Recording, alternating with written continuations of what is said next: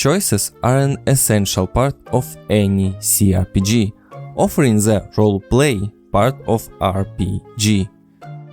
You'd naturally expect that your actions and decisions would have a lasting impact on the world and that the game would react accordingly, be it the dialogue option you chose, the class you have taken, or the path that you went.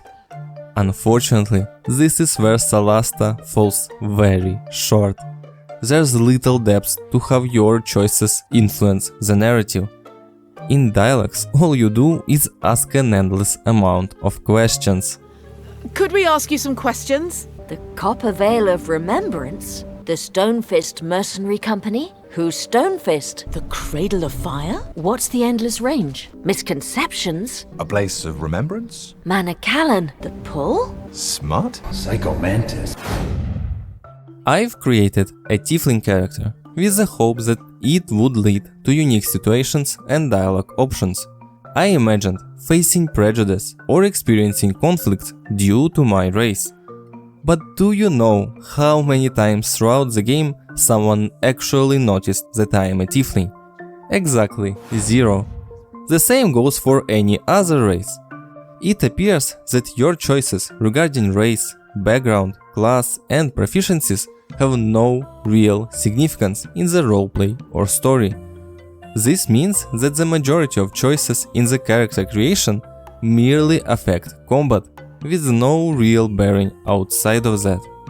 What's even more disheartening is that this lack of meaningful choices extends to the story. For example, when searching for one of Crown's gems, you encounter an orc who has it and uses it to take over and manipulate other orc tribes. You're presented with a choice to aid those tribes in exchange for their assistance against this evil orc. However, ultimately, there isn't really a choice. You just must complete their quests. And in return, they won't actually help you. You will still fight him almost on your own. You are forced to do their quests with no choice to refuse them, kill them, or deal with the situation in any different way. And even when the game seems to present you with a choice, there really isn't one. And your actions seem to hold no meaning. Developers attempted to enhance the game's choices by introducing factions. The concept involves 5 factions within the game, and you have the ability to improve or worsen your relations with them. It's designed so that maintaining positive relations with all 5 of them isn't possible. Theoretically, this is meant to be a significant choice, given the faction's strengths and importance in the game's world.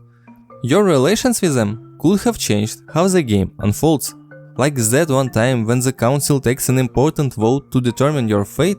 Factions that you had the good relations with would vote in your favor. I. Nay. Nay. Of course, nothing like this happens. In practice, altering your relations with factions merely affects the items offered by their traders. Essentially, you end up selecting the faction with the best potential items for you and focus on increasing your relations with them. This is the whole crux of the choice presented by this system. Gameplay choices also suffer from this lack of impact. When encountering a weird room with a suspicious chest at its center, you'd expect to have options like using your skills and proficiencies to investigate it, check on traps around the place, or simply ignoring it altogether. But that's not the case. Instead, you're inevitably led to trigger the obvious trap and deal with the consequences.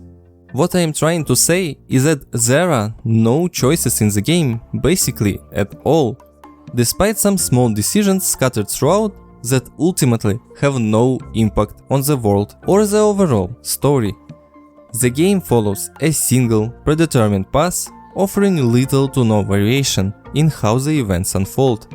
As a big CRPG based on D&D, this lack of player agency is disappointing and fails to capture the essence of a true role-playing experience.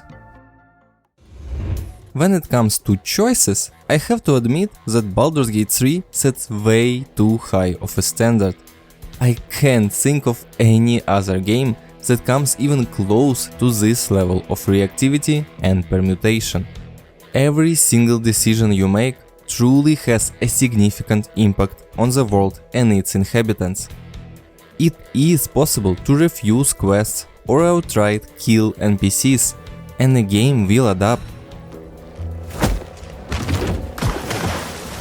And you know what happens when you create a tiefling in PG? The tiefling. The whole game feels different. Characters react to your race, and unique and interesting situations arise that non-tiefling character would never experience. This reactivity goes beyond just story choices. Your gameplay decisions also hold weight. Simple things like what path you will choose or even in what order you will explore the location matter. Having a particular party member, class, race or spell on you can change whole encounters. Even things like what weapon did you use to kill somebody, because you can kill them with fire or necrotic damage, and then you would not be able to cast Speak with Dead on them as their body is too damaged, which in turn can lead to you missing whole questlines. The game basically never tells you no, always striving to adapt to your actions and keep the gameplay flowing. All this makes every single playthrough distinct and memorable. Pardon, madam, I didn't mean to doubt you. I know my place.